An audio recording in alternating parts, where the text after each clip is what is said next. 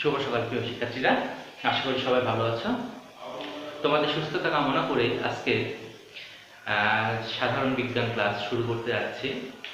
গত ক্লাসে আমরা যেখানে ছিলাম, হৃদযন্ত্রের যত কথা।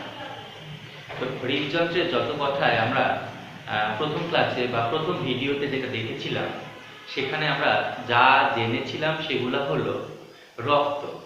রক্ত কি, রক্ত কি কি উপাদান নিয়ে গঠিত, রক্তের কণিকা কি, রক্ত রস কি, প্লাজমা কি, এইসব, তাই না? তো আমরা তারপর থেকে যেটা জানবো সেটাও রক্ত নিয়েই।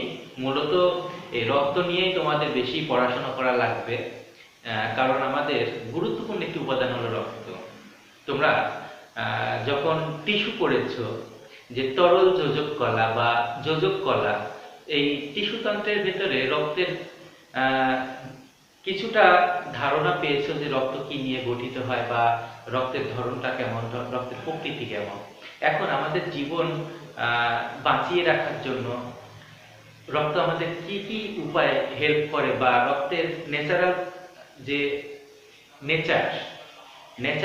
নেচার কেমন হবে, সে বিষয়ে জানাটা আমাদের মানব জীবনের জন্য খুব জরুরি। কারণ আমরা অনেক সময় দেখি, আমরা একটু ঠিক হয়ে গেলে কি হয়, আমরা চলে যাচ্ছি সোজা ডক্টরের কাছে, ডক্টর আমাদের অনেকগুলো টেস্ট মেস্ট দিয়ে দিল, আমরা কি করলাম, ল্যাবে গেলাম, ল্যাব থেকে রিপোর্ট আসলো, রিপোর্টে কি লেখা আছে এটা আমরা দেখি ঠিক, অনেকে দেখি না, কিন্তু যারা দেখি তারা আবার বুঝিও না। আমি নিজেও বুঝি না, তারপরেও চেষ্টা করি, একটু চিন্তা করে বোঝার চেষ্টা করি। তো আমাদের সবারই উচিত একটু বোঝার যে আসলে কন্ডিশনটা কোথায় বা কি সমস্যা। যাই হোক, আমরা সেই রিপোর্ট নিয়ে গেলাম কি ডক্টরের কাছে বা কোনো একটা ফিজিশিয়ানের কাছে। তারা সেই রিপোর্টটা দেখে কি করলো, আমাদেরকে উপযুক্ত যে মেডিসিন দেওয়া দরকার সেটা তারা অ্যাপ্লাই করলো। এই হলো থিওরি। তো আমাদের স্বাভাবিক জীবনে সাধারণত যেসব তথ্য জানা উচিত, সেসব তথ্য নিয়েই মূলত তোমাদের এই অধ্যায়টিতে আলোচনা করা হয়েছে, দশম অধ্যায়, যে হৃদযন্ত্র নিয়ে যত কথা। তো হৃদযন্ত্র নিয়ে যত কথা, আসলে এটা তো বলে শেষ করা যাবে না। এটা সৃষ্টিকর্তার এক অপরূপ সৃষ্টি, তার সৃষ্টি গুণগান করে বা তার সৃষ্টির বর্ণনা করে কখনো শেষ করা যায় না। যাই হোক, আমরা চলে যাচ্ছি আলোচনায়। আজকে লেখাগুলো আমি একটু ছোট করেছি, কারণ অনেকগুলো লেখা তো একটু ভয় পেয়েছিলাম যে শেষ পর্যন্ত ধরতে যদি না পারি, এজন্য ইচ্ছা করে ছোট করে লিখছি। তোমরা, আমি মুখে তো বলবো, আমাদের মুখে বলার সঙ্গে তোমরা যদি এখানে বুঝতে না পারো বা অস্পষ্ট দেখায় লেখাটা, সেক্ষেত্রে তোমরা কি করবে, আমি যে মুখে ওয়ার্ডটা ব্যবহার করছি বা যে ওয়ার্ডটা উচ্চারণ করতেছি, সেটা কি করবো, বইয়ের সঙ্গে একটু মিলিয়ে নিবা, তাহলে ইজি হয়ে যাবে। আমি এখানে লিখেছি রক্তের উপাদানের অস্বাভাবিক অবস্থা। রক্তের উপাদানের অস্বাভাবিক অবস্থা, এই কথাটা থেকে আমরা সাধারণত ধারণা করতে পারি যে স্বাভাবিক একটি অবস্থা থেকে যখনই সে বিচ্যুত হবে বা তার ব্যতিক্রম ঘটবে, তখনই সেটাকে আমরা বলি কি, অস্বাভাবিক অবস্থা। অর্থাৎ তোমরা যারা আমাকে চিনে থাকো, আমাকে 2 বছর বা 3 বছর থেকে তোমরা যারা চিনে থাকো যে বিলাস স্যারের ক্যারেক্টারটা বা বিলাস স্যারের ক্যারেক্টারিস্টিক্সটা এইরকম, স্যার কম কথা বলে, স্যার একটু মুডি ভাব, একটু দাম নিয়ে থাকে, স্যার আমাদের সাথে খোলামেলা মিশতে চায় না, আমরা ভয় পাই। এই যে তোমাদের ভেতরে যে ধারণাটা তৈরি হয়েছে, এই ধারণা থেকে যখনই আমি একটু পরিবর্তন হব, তখনই তোমাদের মনে হবে স্যার মনে হয় পরিবর্তন হয়ে গেল, স্যার মনে হয় একটু অস্বাভাবিক হয়ে গেল। কিংবা আমি সাধারণত তোমাদের সঙ্গে যেভাবে কথা বলি, সেখান থেকে যদি একটু তালমাতাল হয়ে কথা বলি, তখন তোমরা আমাকে কি উপাধি দিবা, স্যার হচ্ছে পাগল হয়ে গেছে, স্যার অ্যাবনর্মাল।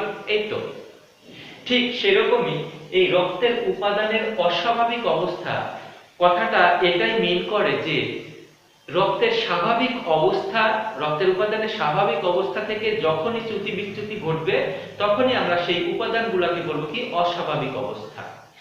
পরের টপিকস আছে কি, অ্যান্টিজেন এবং অ্যান্টিবডি।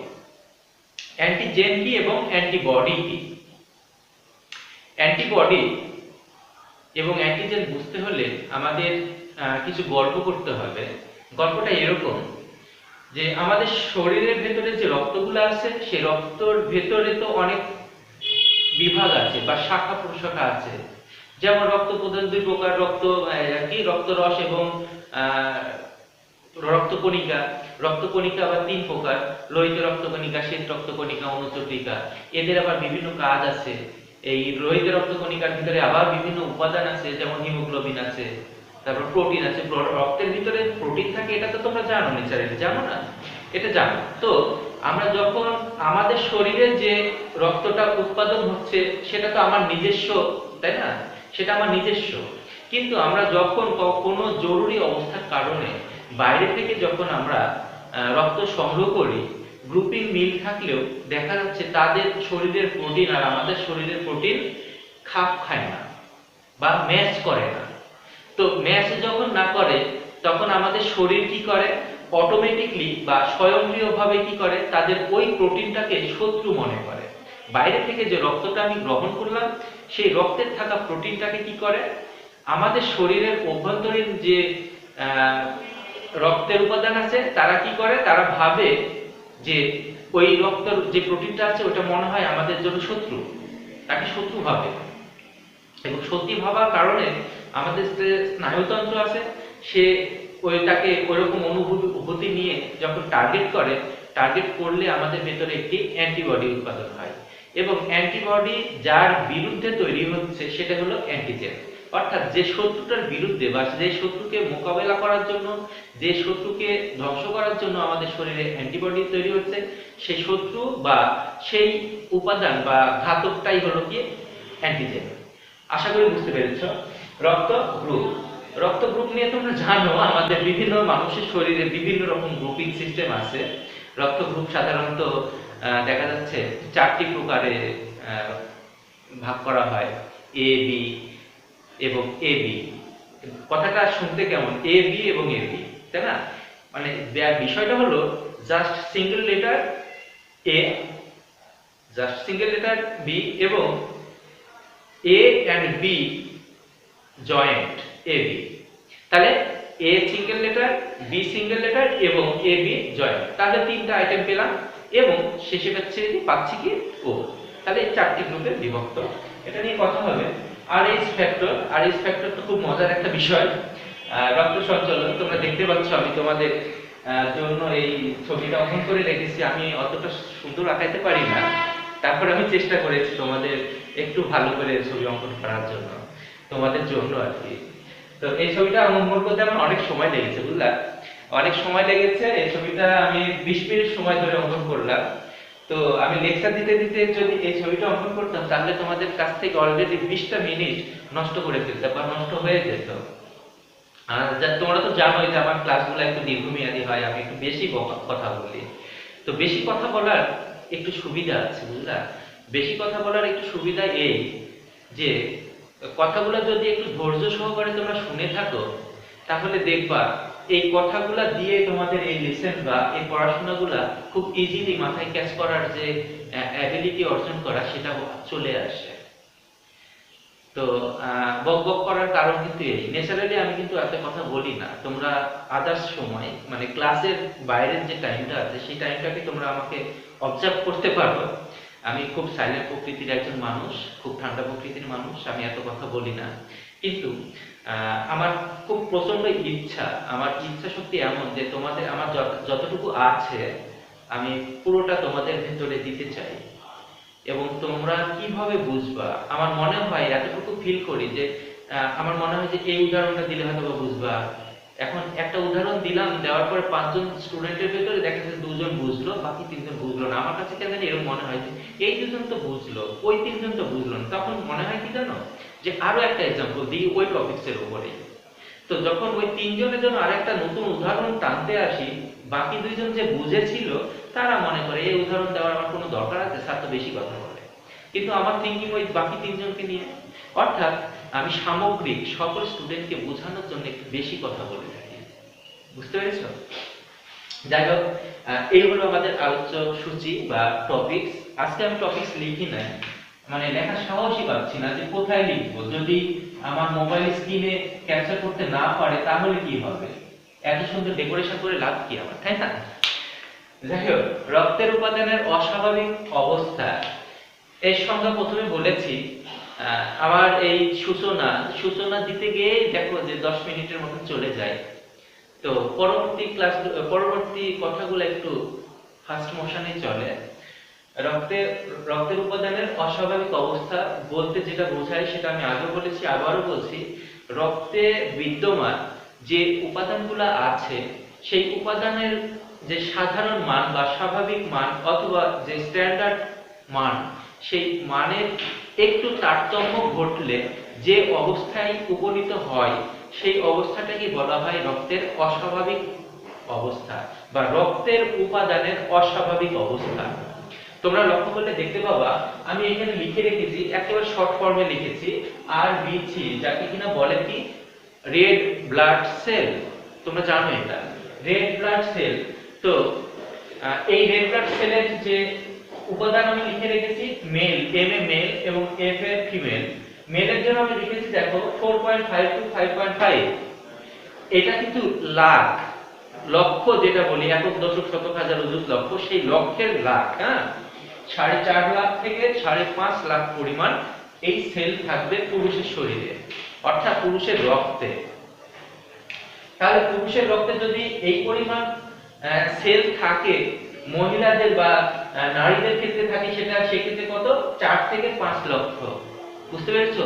তো সেই হিসাব থেকে আমরা দেখতে পাই যে পুরুষের শরীরে বা পুরুষের রক্তে লোহিত রক্তকণিকার যে কোষগুলো আছে বা কণিকাগুলো আছে তার সংখ্যা অনেক বেশি পরিমাণে, প্রায় 50,000 বেশি, এভারেজ 50,000 বেশি।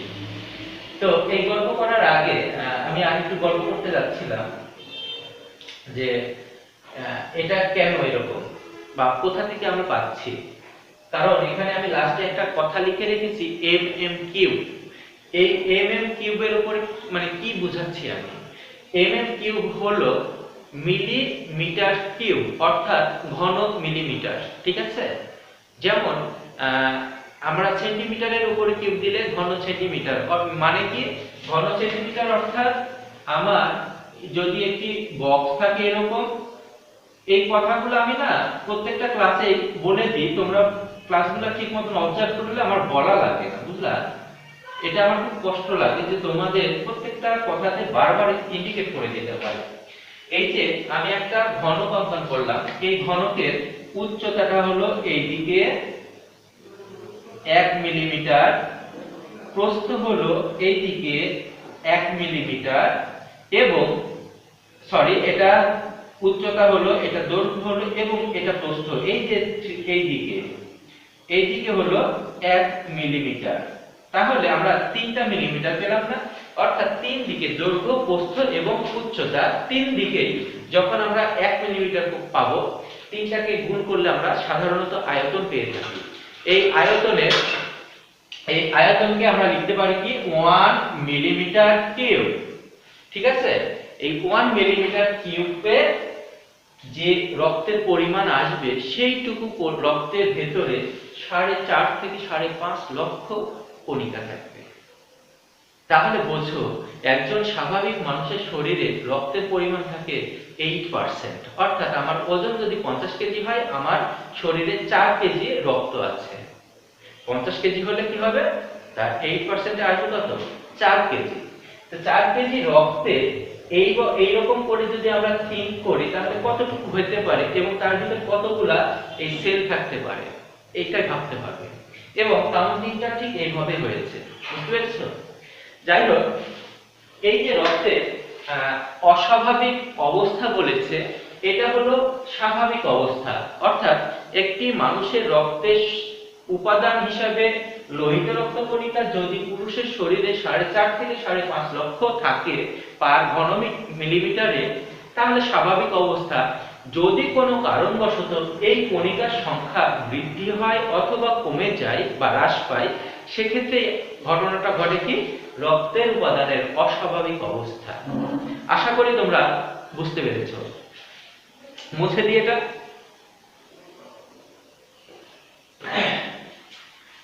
ঠিক একইভাবে দেখো এখানে লেখা আছে হোয়াইট ব্লাড সেল 4000 থেকে 10,000। তো যেখানে রেড ব্লাড সেল এত বেশি পরিমাণে, সেখানে হোয়াইট ব্লাড সেল মাত্র 1000-এ পড়ে আছে। তো এখান থেকে যদি আমরা কম্পেয়ার করতে যাই যেটাকে আমরা রেশিও বলি, সেই রেশিও থেকে যদি আমরা এরকম লিখতে পারি আর বি সি অনুপাত WBC, সেক্ষেত্রে আমরা লিখতে পারি 700:1। অর্থাৎ একটি মানুষের রক্তের উপাদানে যদি শ্বেত রক্তকণিকা একটা থাকে, সেখানে লোহিত রক্তকণিকা থাকতে হবে 700টি। এটাই হলো তার প্রমাণ বা তথ্য। যাই হোক, রক্তের হিমোগ্লোবিন পুরুষদের ক্ষেত্রে থাকবে 14 থেকে 16 গ্রাম পার ডেসিলিটার। প্রতি ডেসিলিটারে 14 থেকে 16 থাকতে হবে এই হিমোগ্লোবিনের পরিমাণ, অর্থাৎ প্রতি ডেসিলিটারে 14 থেকে 16 গ্রাম। এবং ফিমেলদের ক্ষেত্রে 12 থেকে 14 গ্রাম। ঠিক আছে? তাহলে রক্তের অস্বাভাবিক অবস্থাটা আমরা বুঝলাম। এই অস্বাভাবিক অবস্থার দরুন রক্তের উপাদানের যে অস্বাভাবিকতা লক্ষ্য করা যায় বা মানে পরিলক্ষিত হয়, এর দরুন কি কি প্রবলেম হতে পারে বা কি কি রোগের সৃষ্টি হয় সে বিষয়টাতে আমরা জানবো। এবং এগুলাকে আমি লিখে রেখেছি, দেখো প্রায় 7টি আইটেম। তোমাদের বইয়ে 7টি কথা লেখা আছে, 7টি রোগের কথা লেখা আছে, আমি সেগুলো লিখে রেখেছি। তার ভিতরে হলো একটা পলিসাইথেমিয়া। পলিসাইথেমিয়া, এই পলিসাইথেমিয়া কি তোমরা একটু টেকনিক খাটিয়ে লিখবে। হ্যাঁ, POLY, পলি, তারপরে কি সাইথেমিয়া, পলিসাইথেমিয়া। তোমরা অনেক সময় পড়ে এসেছো মনো, পলি, ড্রাই, ট্রাই, এরকম পড়ে এসেছো না? মানে মনো তো এক, ডাইয়ে 2, পলিতে বহু, এরকম পড়ে আসছো না? তো এই পলি মানে বহু বচন বা অসংখ্য বা হিউজ অ্যামাউন্ট। এই পলি মানে হিউজ অ্যামাউন্ট, এবং থেমিয়া অর্থাৎ রক্ত। এই পলিসাইথেমিয়া আমরা এইখান থেকে একটু মনে রাখার জন্য ক্লু খাটাইতে পারি। পলি মানে অনেক, থেমিয়া মানে রক্ত বা লোহিত রক্ত। তো লোহিত রক্তর কণিকা যখন বৃদ্ধি হবে, কি হবে? বৃদ্ধি হবে, তখন এই পলিসাইথেমিয়া যে রোগটা সেটার আবির্ভাব ঘটে। আমরা বুঝতে পারি যে এই পলিসাইথেমিয়ার ক্ষেত্রে আমাদের রক্তের উপাদান বা লোহিত রক্তের কণিকা পরিমাণটা বৃদ্ধি হয়েছে। হ্যাঁ, যদি কখনো কমে যায়, এখানে আরেকটি কথা লিখে রাখছি, দেখো আমাদের পলিসাইথেমিয়া গেল, এবার লিখেছি কি অ্যানিমিয়া। এই অ্যানিমিয়া কথাটা হলো এরকম, অ্যানিমিয়া, এই তো, তাই না? এই অ্যানিক কথাটা আসলে এসেছে অ্যানা থেকে, ANA, অ্যানা। এই অ্যানা এবং অ্যামিয়া, এই অ্যানা প্লাস অ্যামিয়া মিলে হয়েছে কি অ্যানিমিয়া। অ্যানা হলো একক বা শূন্যের কোটা, নাই, শূন্য। তো যখন আমরা বুঝে নেব লোহিত রক্তকণিকা, অর্থাৎ রক্তের উপাদান লোহিত রক্তকণিকা যখন আমাদের এই স্ট্যান্ডার্ড মান থেকে ডাউনে চলে আসবে, তখন হবে কি এই অ্যানিমিয়া। আশা করি তোমাদের কাছে খুব গ্রহণযোগ্যমূলক এই কথাগুলা বা টেকনিক যদি অবলম্বন করতে পারো নিজের মতন করে, তাহলে এই রোগ সম্পর্কে বা আমাদের স্ট্যান্ডার্ড মান ব্যাপারে কোনো সমস্যা হবে না। তাহলে পলিসাইথেমিয়া জানলাম, অ্যানিমিয়া জানলাম, তাই না? আর এগুলা লিখে রেখেছি, এগুলা আরো বিস্তারিত আলোচনা করছি এই কারণে যে অনেক সময় তোমাদের MCQ এ আসবে যে লোহিত রক্ত, পুরুষের ক্ষেত্রে লোহিত রক্ত কণিকার সংখ্যা প্রতি মিলিমিটার ঘন মিলিমিটারে কত থাকে। এটা 4টা আইটেম দিয়ে দিল, তোমাদের MCQ দিতে হবে। যদি এগুলা জানা না থাকে, সেক্ষেত্রে তোমরা আসলেই বুঝতে পারছো কি রেজাল্ট আসবে। এবার আমরা যাব কি লিউকোসাইটোসিস। লিউকোসাইটোসিস এই কথাটার ক্ষেত্রে যেটা দাঁড়ায় সেটা হলো, এই প্রবলেমটি দেখা দিলে আমাদের শ্বেত রক্তকণিকার পরিমাণটা বৃদ্ধি পায়। শ্বেত রক্তকণিকার পরিমাণ বৃদ্ধি পায়। তো শ্বেত রক্তকণিকার বৃদ্ধি যখন হবে, প্রথম দুটো দশা আছে। প্রথমে এই দশা হলো প্রথম দশা যেটা, সেই দশাতে এইখানে হবে কি, এইখানে হবে 20 থেকে 20,000 থেকে 30,000। এই পরিমাণ যখন বৃদ্ধি হবে তখন আমরা এই লিউকোসাইটোসিস হিসাবে জানবো তাকে।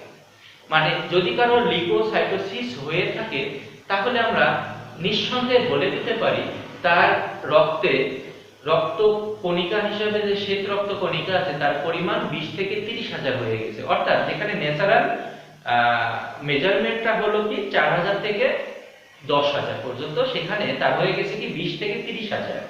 এটা হলো কি লিউকোসাইটোসিস। লিউকোসাইটোসিস এই LEUCO সাইটোসিস, এই হলো লিউকোসাইটোসিস। আর যদি কখনো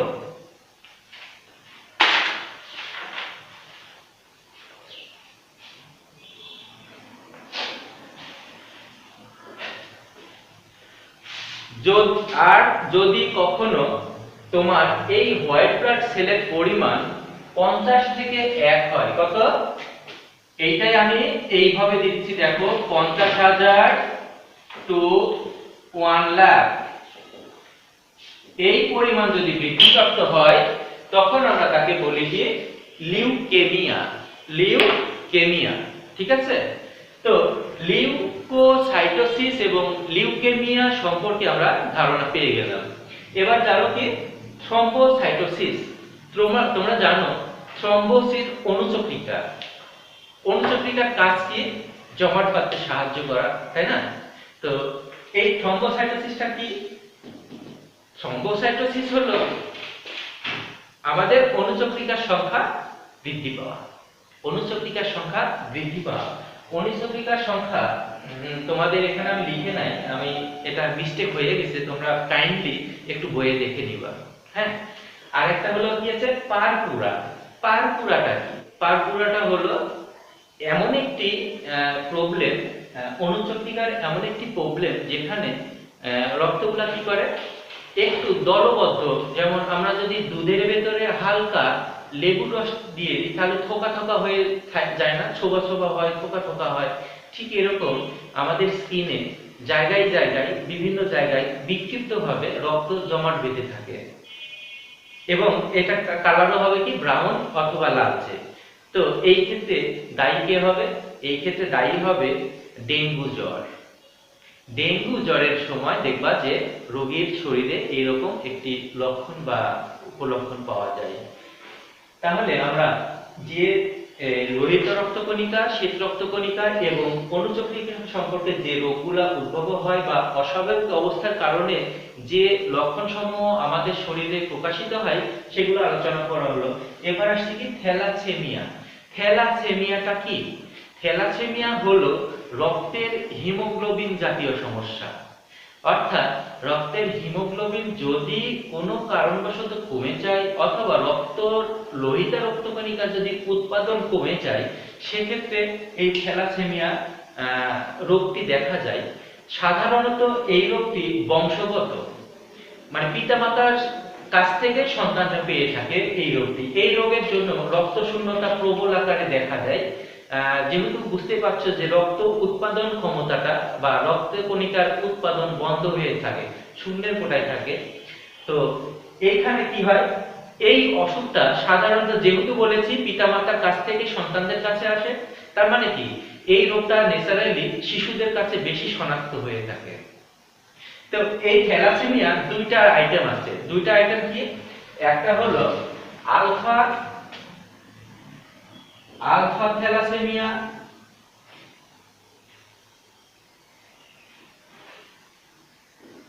এবং আরেকটা হলো কি বিটা থ্যালাসেমিয়া।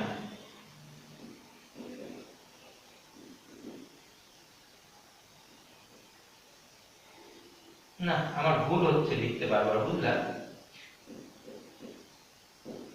এই আলফা এবং বিটা এই দুটা থ্যালাসেমিয়া কেন বললাম?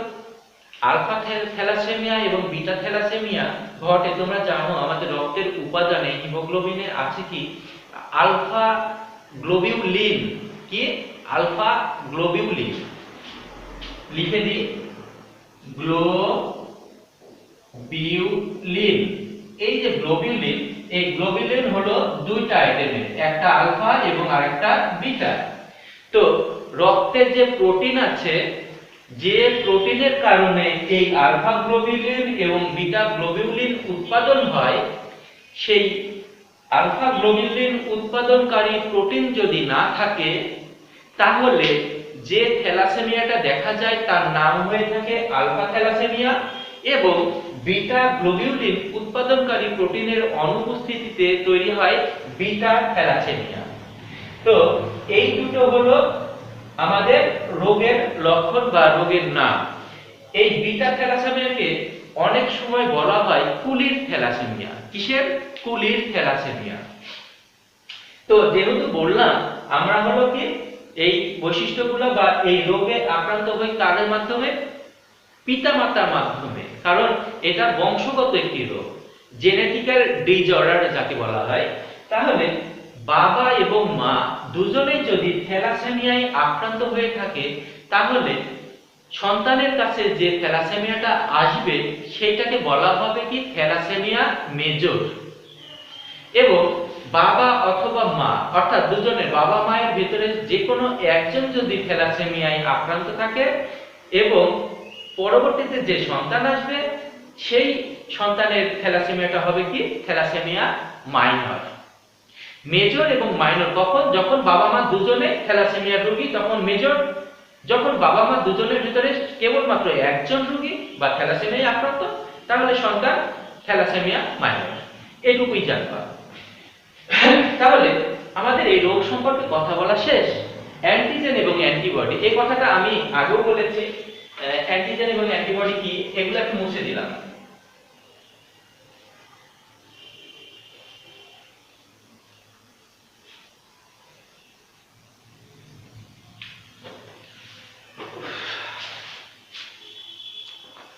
তো যেটা বলতে যাচ্ছিলাম, অ্যান্টিজেন এবং অ্যান্টিবডি আমাদের জরুরি প্রয়োজনে বা ইমার্জেন্সি পিরিয়ডে আমরা অনেক সময় হয় কি যে বাইরে থেকে রক্ত নেওয়ার প্রয়োজন পড়ে যায়। আমার যে কোনো একটা অ্যাক্সিডেন্ট হলো বা বড় ধরনের কেটে গেল, আমাদের রক্ত শূন্যতা দেখা দিল, রক্ত না হলে হবে না, বাইরে থেকে ইমার্জেন্সি পিরিয়ডে আমরা রক্ত নিচ্ছি। তো সেই রক্তগুলো হয় কি সাধারণত মিশে যায় আমাদের শরীরের সঙ্গে, আবার কিছু কিছু সময় মিশে না, না মিশে কি হয় গুটি গুটি আকারে বা দলবদ্ধ আকারে তারা রক্তটাকে ভেঙে ফেলে। এই যে প্রোটিনের যে মিসম্যাচিং, এই প্রোটিনের বহিরাগত রক্তের যে প্রোটিনের মিসম্যাচিং, ওই প্রোটিনটাকে আমাদের শরীরের যে ইমিউনিটি সিস্টেম আছে বা নিরাপত্তা বা এটাকে কি বলে আমাদের নিরাপত্তার যে বেষ্টনী আছে আমাদের শরীরের ভেতরে, সেটা স্বয়ংক্রিয়ভাবে তার উপস্থিতি লক্ষ্য করে এবং তাকে শত্রু ভেবে তাকে প্রতিঘাত করার জন্য তৈরি করে কি অ্যান্টিবডি। তো ওই যে বহিরাগত যে প্রোটিনের মিসম্যাচিং হচ্ছে, যে কারণে তাকে শত্রু ভাবা হচ্ছে বা যার জন্য সেই বহিরাগত রক্তের শরীরের উপস্থিতি ওই প্রোটিনটাই হলো অ্যান্টিজেন। তো ওই অ্যান্টিজেনের কারণে কি হচ্ছে আমাদের ভেতরে যে প্রোটেক্টিভ সেল তৈরি হচ্ছে বা তাকে আক্রমণ করার জন্য যে উপাদান তৈরি হচ্ছে সেটা হলো অ্যান্টিবডি। তো শরীরের ভেতরে যদি কখনো অ্যান্টিবডি এবং অ্যান্টিজেন এই যে ফ্রিকশনে যায়, তখন কি হয় জানো? রক্তগুলা জমাট বেঁধে যায়, যাকে বলা হয় ব্লাড ক্লটিং। ব্লাড ক্লটিং অর্থাৎ এই যে শত্রুকে আক্রমণ করতে গেলে বা শত্রুকে ভ্যানিশ করতে হলে আমার অ্যান্টিবডি কি করবে? তার সঙ্গে রিঅ্যাকশনে যাবে। তো এটা হলো একটি বিক্রিয়া, রাসায়নিক, যেহেতু সবাই রাসায়নিক উপাদান, তো রাসায়নিক বিক্রিয়ার মাধ্যমে এটাকে ভ্যানিশ করতে হবে। তো ভ্যানিশ করতে গেলে যে বিক্রিয়াটা সংঘটিত হয়ে থাকে তাকে বলা হয় অ্যান্টিজেন অ্যান্টিবডি বিক্রিয়া। কি বলে? অ্যান্টিজেন অ্যান্টিবডি বিক্রিয়া। এবার আসি রক্ত গ্রুপে। রক্ত গ্রুপ কি? এই যে বহিরাগত রক্ত আসলো, আমাদের বিভিন্ন মানুষ, আমরা পৃথিবীতে তো অনেক মানুষ এবং এক একটি মানুষের প্রকৃতিও এক এক রকম, তাই না? তো এক একটি মানুষের প্রকৃতি যখন এক এক রকম হয়ে থাকে, তো তাদের ভিতরে রক্তের প্রকৃতিগুলোও আলাদা হয়ে থাকে। তো বিজ্ঞানীরা পরীক্ষার মাধ্যমে লক্ষ্য করে দেখেছেন সাধারণত মানুষের রক্তের ভিতরে দুটি উপাদান অর্থাৎ দুটি অ্যান্টিজেন উপস্থিত থাকে রক্তের ভেতরে দুটি অ্যান্টিজেন উপস্থিত থাকে এবং দুটি অ্যান্টিবডি উপস্থিত থাকে। এই দুটিকে বেস ধরে কি করা হলো জানো? দুটিকে বেস ধরে নামকরণ করা হলো রক্ত গ্রুপ এ এবং রক্ত গ্রুপ বি। রক্ত গ্রুপ কি হলো? এ এবং বি। তো বিজ্ঞানীরা বলেছেন এই যে উপাদানটা আমরা কাউন্ট করেছি বিভিন্ন মানুষের রক্তের ভেতরে দুটি পার্থক্য। তাহলে এই পার্থক্যটা কি? যদি এ গ্রুপ থাকে তাহলে এ গ্রুপে যদি এ অ্যান্টিজেন থাকে, এ অ্যান্টিজেন যদি থাকে, তার বিপরীতে এ অ্যান্টিবডি থাকবে না। এটা হলো ক্রস। এটা ক্রস। থাকবে কি? Beta, B antibody. ঠিক আছে? কেন? আমি আগে বলেছি দুটো ভিন্নতা পেয়েছে, এই ভিন্নতাকে এ এবং বি নামে শনাক্ত করেছে, তাই না? তো এ এবং বি নামে যদি শনাক্ত করে থাকে, তার ভিতরে আবার দুটো করে কি উপাদানও আছে, অ্যান্টিজেন এবং অ্যান্টিবডি। এখন এই আমি যদি প্রথমটাকে কাউন্ট করতে যাই, তাহলে প্রথমে কি হবে? এ অ্যান্টিজেনের উপস্থিতি থাকবে এবং এ অ্যান্টিজেনের উপস্থিতি থাকা মানে কি? এইটা অনুপস্থিত। এইটা এই কারণেই অনুপস্থিত কারণ এই অ্যান্টিবডির কাজ কি? এর কাজ হলো অন্যকে শত্রু ভেবে তাকে অ্যাটাক করা। যেহেতু এ এর সঙ্গে এ এর মিলে গেল, এই কারণেই এই অ্যান্টিবডি কি করবে? ঘুরে গিয়ে এই অ্যান্টিজেনকে অ্যাটাক করার টার্গেট নেবে। বুঝতে পেরেছো? তাহলে যদি টার্গেট নেয়, এরা বিক্রিয়ায় যাবে, বিক্রিয়ায় গেলে কি হবে? রক্ত জমাট বেঁধে যাবে, ফলে আমরা মারা যাব। এই জন্যই এই অ্যান্টিবডিটা থাকা যাবে না বা থাকে না। বিপরীতে থাকে কি? B antibody. বি অ্যান্টিবডি তো আর এ অ্যান্টিজেনকে আঘাত করবে না, তাই না? এ কাকে করবে? বি অ্যান্টিজেনকে। তাহলে আমরা এইভাবে লিখতে পারি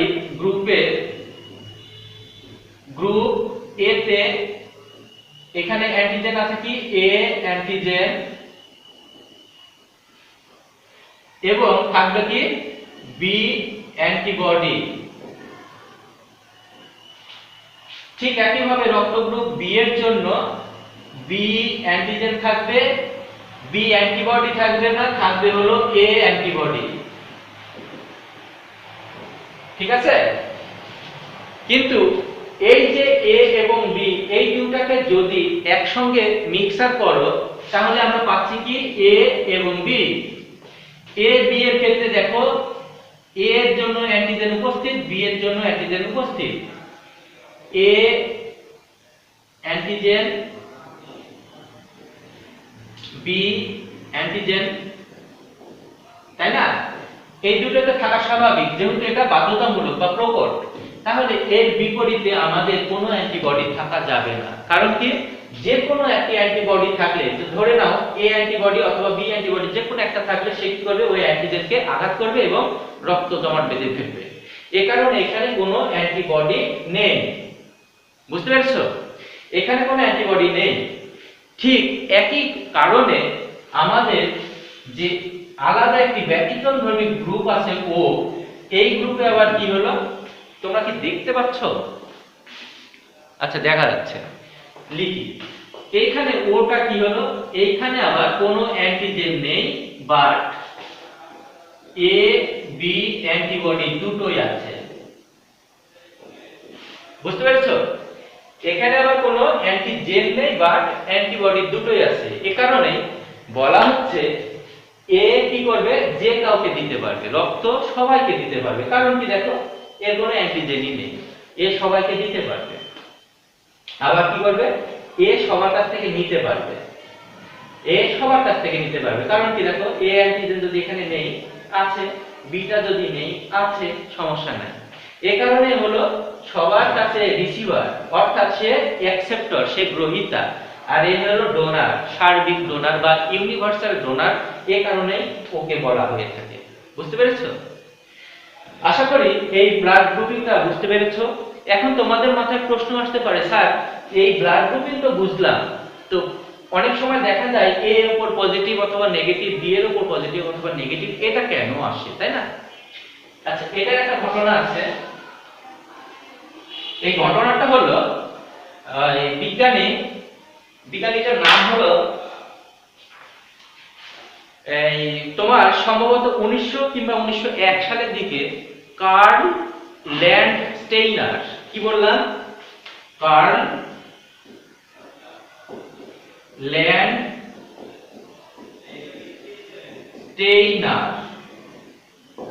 ইনি এই রক্ত গ্রুপের যে পজিটিভ নেগেটিভ এইটার উপরে গবেষণা করেন এবং পরীক্ষা করে দেখেন রেসাস বানরের ভেতরে এক ধরনের কি বলা যায় বৈশিষ্ট্য মানুষের শরীরের ভেতরেও আছে, যাতে এটা হলো রেসাস, RESES,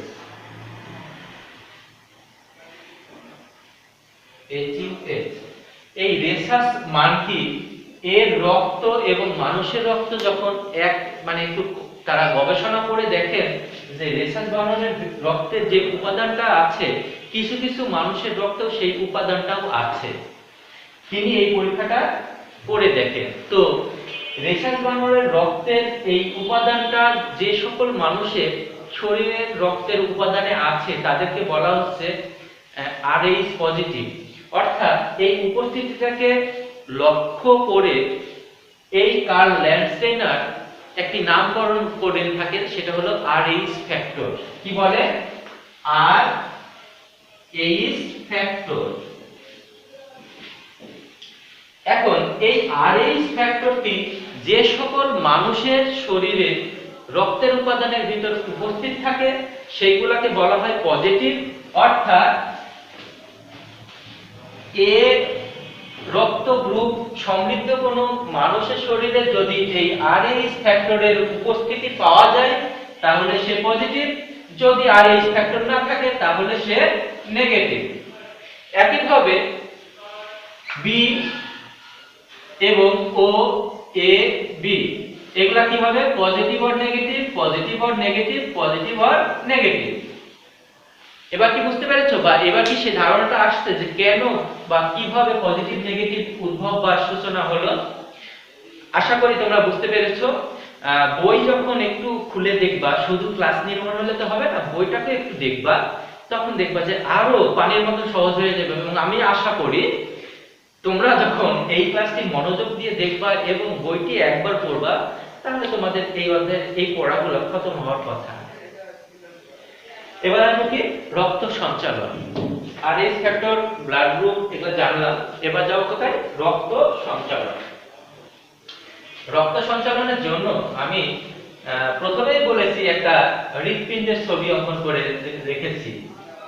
আমরা লাভ লাভ করে পাগল হয়ে যায়, আমি তোমাকে ভালোবাসি, আমি তোমাকে ভালোবাসি, ভালোবাসা শেষ হয় না আমার, এতটাই বেশি ভালোবাসি, এই ভালোবাসাটা শেষ হয় না। তো এই ভালোবাসার যে সিম্বল, এই সিম্বলটা কেমন? এই ভালোবাসার সিম্বলটা হলো এই, তাই না? আমি তো ভালো করে অঙ্কন করতে পারি না, সবই পারি বুঝলা, এই ভালোবাসাটাই আসলো না। তো এই ভালোবাসার সিম্বল আমরা যদি কারো নামে ইঙ্গিত করে থাকি তাহলে সেটা বিশাল দোষের হয়ে যায় বা অন্যায় হয়ে যায়।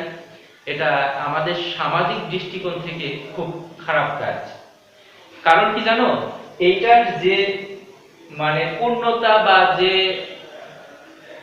অর্থ মিন করে সেই অর্থে আমরা তাকে ব্যবহার করি না। যেমন করে ভালোবাসা দিবসের যে থিম বা যে উদ্দেশ্যকে সামনে রেখে ভালোবাসা দিবসের আবির্ভাব ঘটেছে তার কিন্তু অপব্যবহার করে থাকি আমরা। ঠিক একইভাবে এই লাভ সিম্বলের অপব্যবহারটাও করে থাকি। আমাদের হার্টটা কিছুটা দেখতে লাভ সিম্বলের মতো। তো এই হার্টের সিম্বলটাকে দেখানোর জন্য আমার কি করলো, এইরকম একটা সিম্বল আনলো যে হার্ট প্রায় এই ক্যাটাগরি। তো তখন আমরা দেখো মিস ইউজ করতে শুরু করে দিলাম যে এই আমি তোমাকে ভালোবাসি, তোমাকে ছাড়া বাঁচবো না। কিন্তু এই ভালোবাসা যে এখানে থাকা উচিত এটা আমরা মাথায় রাখি না। যাই হোক, তোমরা এইখানে যে ছবিটা দেখতে পাচ্ছ এই ছবিটার নাম হলো হৃৎপিণ্ড বা হার্ট। এই হৃৎপিণ্ড চারটি প্রকোষ্ঠ বা চারটি ঘরে বিভক্ত। এই আরো স্যার,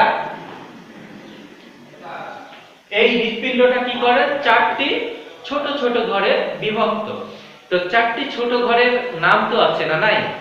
তোমরা যদি একটু লক্ষ্য করো বা আমি যদি একটু বুঝিয়ে দিতে পারি তাহলে বিষয়টি সহজ হবে।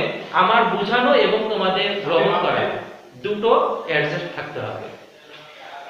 এইখানে দেখো, এই যে এইভাবে এই দিক দিয়ে একটা প্রকোষ্ঠ, এই যে এই দিক দিয়ে এই যে ব্যারিকেড, এই যে একটা পাঁচ আছে, সরি একটা গেট আছে, এই গেটের এইটা একটা প্রকোষ্ঠ, নিচে একটা প্রকোষ্ঠ বা ঘর, এটা একটা প্রকোষ্ঠ, এবং এই যে নালীটা গেল এই নালীর নিচ দিয়ে এইভাবে একটা কাউন্ট করো তাহলে একটা প্রকোষ্ঠ। এটা হলো হার্টের প্রস্থচ্ছেদের চিত্র। তো এই প্রস্থচ্ছেদের চিত্র থেকে আমরা চারটি ঘর কাউন্ট করতে পারলাম। এই চারটি ঘরের নাম আছে, একটা হলো কি এটা ডান অলিন্দ, আমি সংক্ষেপে লিখছি ডান অলিন্দ। এই ঘরটার নাম হলো ডান নিলয়, এইটার নাম হলো বাম অলিন্দ, আর এটা হলো কি বাম নিলয়। তাহলে চারটি ঘরের নামকরণ আমাদের করা হয়ে গেল। এখন তোমরা দেখতে পাচ্ছ এই যে একটি গেট এবং এই একটি গেট, এটা কেবলমাত্র ডান অলিন্দে আছে, আর কোথাও নাই। আছে কি ডান নিলয়? আছে কি নাই? তাহলে রক্ত আমাদের পা থেকে বা মাথা থেকে সারা শরীর থেকে রক্তকে এই পথে প্রথমে শরীরে প্রবেশ করাইকে বা কোথায়? ডান অলিন্দে। ঠিক আছে, এই অলিন্দে কি করে রক্ত সারা শরীর থেকে হৃৎপিণ্ডে পৌঁছায়। কে পৌঁছায়? এইটা হলো নিম্ন মহাশিরা, নিম্ন মহাশিরা, এটা হলো ঊর্ধ্ব মহাশিরা।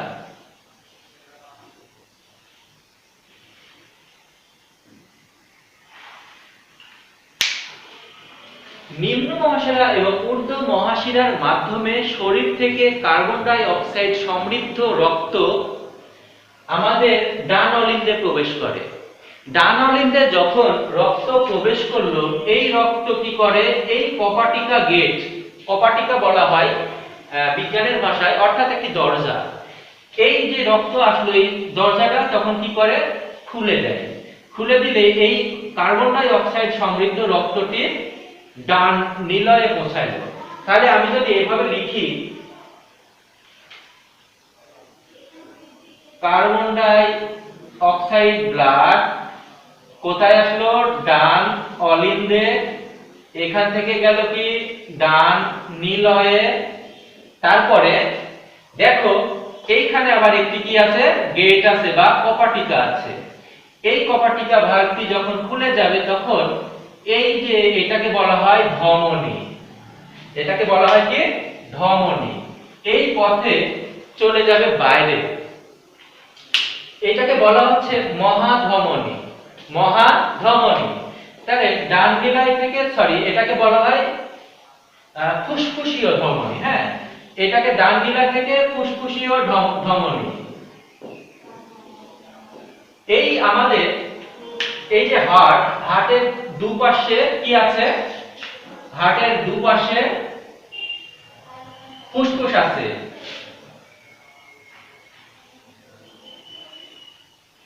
এই যে দুপাশে ফুসফুস আছে, এই রক্তটা কি করলো? এই কার্বন ডাই অক্সাইড সমৃদ্ধ রক্ত ফুসফুসে নিয়ে আসলো। ফুসফুসে ফিল্টারিং হলো এবং ওইখানে আমাদের কি হলো? ব্যাপন প্রক্রিয়ার নাম শুনেছো তোমরা। ব্যাপন প্রক্রিয়ায় অক্সিজেন এবং কার্বন ডাই অক্সাইডের বিনিময় ঘটলো। ঘটার পরে কি হলো? এখানে আমরা কার্বন ডাই অক্সাইড সমৃদ্ধ রক্ত দিচ্ছি। কি দিচ্ছি? কার্বন ডাই অক্সাইড সমৃদ্ধ রক্ত। এইখানে ফিল্টারিং হলো এবং অক্সিজেন সমৃদ্ধ রক্ত, শুধুমাত্র অক্সিজেন সমৃদ্ধ রক্ত এই যে মহাশিরা, এই মহাশিরার মাধ্যমে আবার কি আসলো বাম অলিন্দে। তাহলে আমরা এটা লিখতে পারি ফুসফুসীয় ধমনী থেকে ফুসফুস, ফুসফুস থেকে কি হলো মহাশিরা, মহাশিরা থেকে কি কোথায় আসলো বাম অলিন্দ, বাম অলিন্দ থেকে এই কপাটিটা দিয়ে আসবে কি বাম নিলয়, বাম নিলয় থেকে কোথায় যাবে দেখো বাম নিলয় থেকে এই পথে আসলো, এই পথে আসলো, এসে এই গেট দিয়ে প্রবেশ করলো, প্রবেশ করে এই গেট দিয়ে বের হলো, বের হয়ে দেখো এই যে এর পথ আছে এই দিক দিয়ে, দেখতে পাচ্ছ এইটার যে গেট, এই যে গেট, এই যে গেট এবং এই যে গেট, এই গেট দিয়ে কি করবে আবার সারা শরীরে যাবে। তাহলে এটাকে কি বললাম, এটা হলো শিরা ধমনী, মহাধমনী। তারপরে কি সম্পূর্ণ শরীর,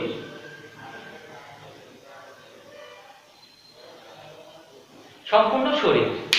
তাহলে এই যে আমাদের রক্ত সঞ্চালন, এই পুরো সিস্টেমটা অর্থাৎ পায়ের মাথা থেকে মানে আমাদের সূক্ষ্মাতি সূক্ষ্ম পায়ের নিচের ত্বক থেকে মাথা পর্যন্ত এই যে রক্তটা একবার ঘুরে আসছে, অর্থাৎ কার্বন ডাই অক্সাইড সমৃদ্ধ রক্ত দেখো হার্টে প্রবেশ করলো, হার্টে প্রবেশ করে চারটি প্রকোষ্ঠ এই ঘুরে ফুসফুসে হয়ে তাকে ফিল্টারিং করলো, বিশুদ্ধ করে আবার অক্সিজেন সমৃদ্ধ রক্ত এখানে নিয়ে এসে আবার শরীরে দিচ্ছে। এই যে হার্টে রক্ত ঢোকা এবং বের হওয়া, এই পুরো প্রসেসিংটা হয়ে থাকে, অবাক করা বিষয়, এই পুরো প্রসেসিংটা হয়ে থাকে মাত্র 0.8 সেকেন্ডে। এই 8 সেকেন্ডে এই ঘটনাটা ঘটে থাকে। কি কি ঘটে আশা করি তোমরা বুঝতে পেরেছো, আর একবার বইয়ে দেখে নিবা, তাহলে খুব ইজি হয়ে যাবে। এই শিরাগুলোর মাধ্যমে আবার আমাদের শরীরে কি করছে রক্তগুলো সাপ্লাই দিচ্ছে এবং অক্সিজেন সমৃদ্ধ।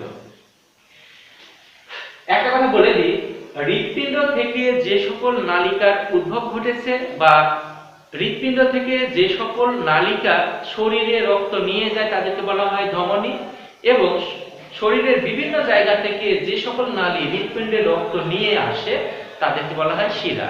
যেমন আমরা এই যে অ্যারো দেখছি, এই অ্যারো দিয়ে বোঝাচ্ছি রক্ত নিয়ে আসলো, নিয়ে আসলো কে, যে হৃৎপিণ্ডে রক্ত বাইরে থেকে ঢুকাবে সে হলো শিরা, আর হৃৎপিণ্ড থেকে যে রক্ত বের করে দিবে সে হলো ধমনী।